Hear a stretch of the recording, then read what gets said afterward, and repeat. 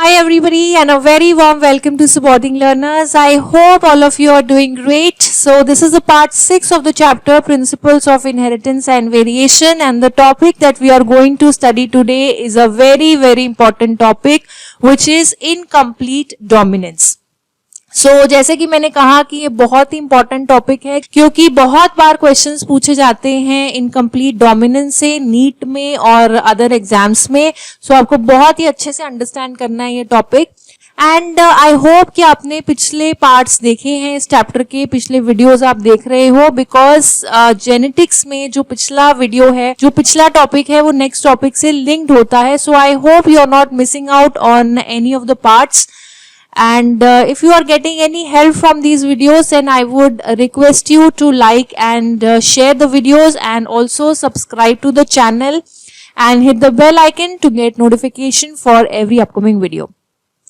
Start करते हैं आज की वीडियो को. पिछले टॉपिक में हमने डिस्कस करा था मेंडल के मोनोहाइब्रिड क्रॉस को. तो मेंडल ने अपने मोनोहाइब्रिड क्रॉस से दिए थे दो laws of inheritance. First is the law of dominance and second is the law of segregation. Basically Mendel ने जब मोनोहाइब्रिड क्रॉस करा था तो उन्होंने टॉल प्लांट्स को ड्वार्फ प्लांट्स के साथ क्रॉस करा था और F1 में उन्हें सारे के सारे टॉल प्लांट्स मिले थे. इससे उन्होंने बोला कि जो ट्रेट अपने आप को एक्सप्रेस करता है F1 जेनरेशन में, वो ट्रेट होता है डोमिनेंट ट्रेट. और दूसरी बात उन्होंने ये बोली थी कि F1 जेनरेशन जो है वो हमेशा रिजेंबल करती है किसी भी एक पेरेंट को. दो में से किसी भी एक पेरेंट को रिजेंबल करेगी F1. यहाँ पर जिस ट्रेट को रिजेंबल कर रही है F1, वो क्या हो जाता है, हमारा dominant trait. Okay, so basically the trait which is able to express itself in the F1 generation is a dominant trait और F1 हमेशा उस dominant trait को ही resemble करता है. ये बातें मेंडल ने बोली थी.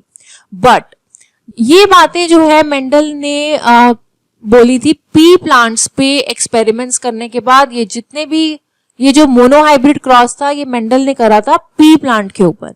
बट आगे क्या हुआ, जब आगे और एक्सपेरिमेंट्स करे गए अदर प्लांट्स पे, अदर देन पी प्लांट, दूसरे प्लांट्स पर जब एक्सपेरिमेंट्स करे गए तो वहां देखा गया कि F1 जो है वो रिजेंबल नहीं करती है किसी भी एक पेरेंट को. F1 एक अलग ही फिनोटाइप शो करती है which does not resemble either of the two parents.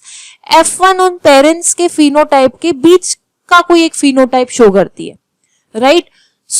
अब इसका बहुत ही अच्छा एग्जाम्पल है dog flower. Flower colour in dog flower, और डॉग फ्लावर का दूसरा नाम है स्नैपड्रैगन और एंटीराइनम, राइट.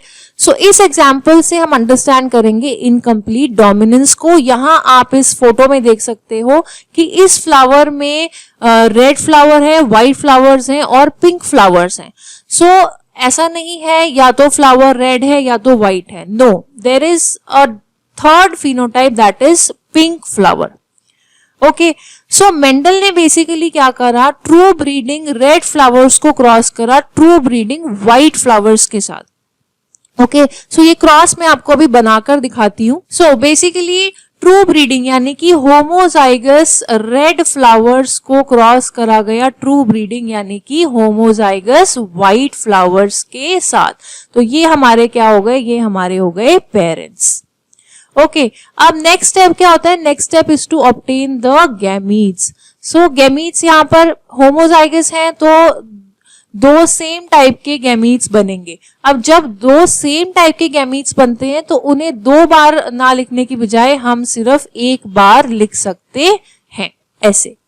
सिमिलरली यहाँ भी स्मॉल आर दोनों सेम टाइप के गैमीट्स बनेंगे क्योंकि होमोजाइगस है, तो यहाँ पर इस गैमीट को हम एक ही बार यहाँ पर स्मॉल आर लिख सकते हैं. Okay, now next step is obtaining the F1. Capital R, small r. अब now this capital R, small r, this heterozygous condition, ये जो आपका F1 generation में जो flowers आए हैं, these are pink flowers, very important. Mendel के according ये क्या होने चाहिए थे, मेंडल के अकॉर्डिंग ये रेड होने चाहिए थे. बट यहाँ पर जब हमने देखा तो यहाँ पर हमें पिंक फ्लावर्स मिले F1 generation. Now next step हमारा क्या होता है, selfing of F1। So selfing F1 में capital R small r into capital R small r। Now next is obtain the gametes. So यहाँ पर हेट्रोजाइगस कंडीशन है, so two different type of gametes will be form, capital R and स्मॉल r। Now next is obtaining the F2। सो F2 में this capital R capital R small r, capital R small r and next is small r small r। Okay, अब इनके phenotype की बात कर लेते हैं। This will be red, these two capital R small r will be pink, very very important, and this small r will be white. So we are getting three different phenotypes over here and a new phenotype is seen which is pink. ये एक नया हमारे पास colour आया है। सो यहाँ पर Mendel से देखो ये क्रॉस कितना अलग हो गया, राइट? अगर हम रेशियोज की बात करें, जो रिजल्ट आया F2 का, अगर हम उसकी बात करें, अगर हम फिनोटिपिक रेशियो देखते हैं, so the phenotypic ratio will be red is to pink is to white. This will be 1 is to 2 is to 1, right? And the genotypic ratio will be capital R is to capital R is to small r, which again will be 1 is to 2 is to 1. Very very important. So this is the cross. ये cross से हमें ये results मिले। और आपकी NCERT में भी ये मोनो हाइब्रिड क्रॉस स्नैपड्रैगन में दिखाया हुआ है and this is an example of incomplete dominance. यहाँ पर रेड फ्लावर्स को व्हाइट फ्लावर्स के साथ क्रॉस किया गया। इन दी F1 all the pink flowers were obtain. उसके बाद F1 को सेल्फ करके जब F2 ऑब्टेन किया गया, यहाँ पर प्यूनेट स्क्वायर से आपको दिखाया हुआ है। So genotypic ratio and the phenotypic ratio both were 1:2:1। यहाँ पर इस क्रॉस में इनकम्प्लीट डोमिनेंस में आपकी दोनों रेशियो सेम होंगी। जीनोटिपिक और फिनोटिपिक रेशियोज दोनों क्या होंगी, 1:2:1। Now how is this ratio different from Mendel's experiments, the crosses done by Mendels on the pea plant? Mendel से ये इस तरीके से अलग है। मेंडल से ये इस तरीके से अलग है क्योंकि मेंडल ने कहा था कि भाई जीनोटिपिक रेशियो जो है वो तो सेम है। जीनोटिपिक रेशियो तो मेंडल की भी 1:2:1 आई थी मोनो हाइब्रिड क्रॉस में, बट यहाँ पर जो डिफरेंट है वो है फिनोटिपिक रेशियो। फिनोटिपिक रेशियो अगर आपको याद हो, मेंडल ने पी प्लांट पे जब क्रॉस किया था तो 3:1 की रेशियो आई थी मेंडल के केस में, ठीक है। बट इन कंप्लीट डोमिनेंस में फिनोटिपिक रेशियो क्या हो गई, 1:2:1। So this is a pattern of dominance that does not follow Mendel's law. Mendel के लॉ को ये फॉलो नहीं करता है, ठीक है, ये जो स्नैपड्रैगन है। सो बेसिकली यहाँ पर ऐसा नहीं है कि मेंडल का लॉ जो है वो गलत था, ये बात नहीं है। मेंडल ने जो लॉ दिए थे पी प्लांट के ऊपर, मेंडल ने जो क्रॉसेस करे थे वो सब अपनी जगह ठीक थे, बट जब दूसरे प्लांट्स पर ये एक्सपेरिमेंट्स करे गए, स्नैपड्रैगन पे जब ये क्रॉस किया गया तो ये रेशियो जो है ये डिफर कर गई। इससे हमें पता लगा that this is a different patterns of dominance. यहाँ पर क्या हो रहा था कि जो कैपिटल आर है वो कंप्लीटली डोमिनेंट नहीं था स्मॉल आर के ऊपर। मेंडल के केस में कैपिटल आर कंप्लीटली डोमिनेंस था, वहां पर कंप्लीट डोमिनेंस थी, बट इनकम्प्लीट डोमिनेंस के केस में जो कैपिटल आर है वो स्मॉल आर के ऊपर इनकम्प्लीटली डोमिनेंट है, पूरी तरीके से डोमिनेंट नहीं है।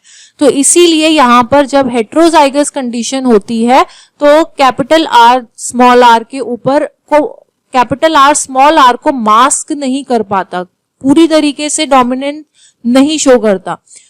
इसलिए कैपिटल आर स्मॉल आर जो हेट्रोजाइगस कंडीशन आती है उसमें हमारे पास पिंक फ्लावर्स हमें देखने को मिलते हैं, ठीक है। तो इसका मतलब ये है कि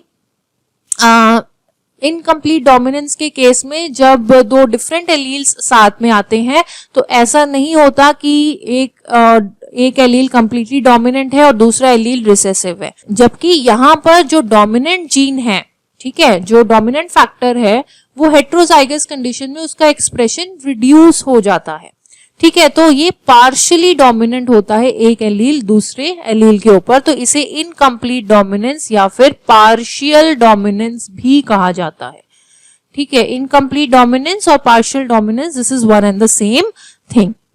Okay, I hope you were able to understand it. Understand incomplete dominance and the difference between Mendel's concept of dominance and incomplete dominance. So now let us solve some MCQs to test whatever we have learned. So pause the video, comment the answer in the comment section, and the first question is, which one of the following shows incomplete dominance? A. Flower color in garden peas. B. Flower color in snapdragon. C. Blood grouping in humans. And D. Pod color in garden peas. Question number 2. If a cross between true breeding red flowered and true breeding white flowered plants give rise to pink flowered progeny, what is the mode of inheritance? A. Complete dominance. B. Incomplete dominance. C. Codominance. Or D. Multiple allelism. Question number 3. Phenotypic ratio in a plant snapdragon in F2 is A. 1:1, B. 2:1, C. 3:1, or D. 1:2:1. Question number 4. Incomplete dominance is shown by A. Primrose, B. Mirabilis, C. Helianthus, or D. China rose. So thank you for watching the video. If you like it, then please do not forget to hit the like button and subscribe to the channel, and I'll see you in the next video.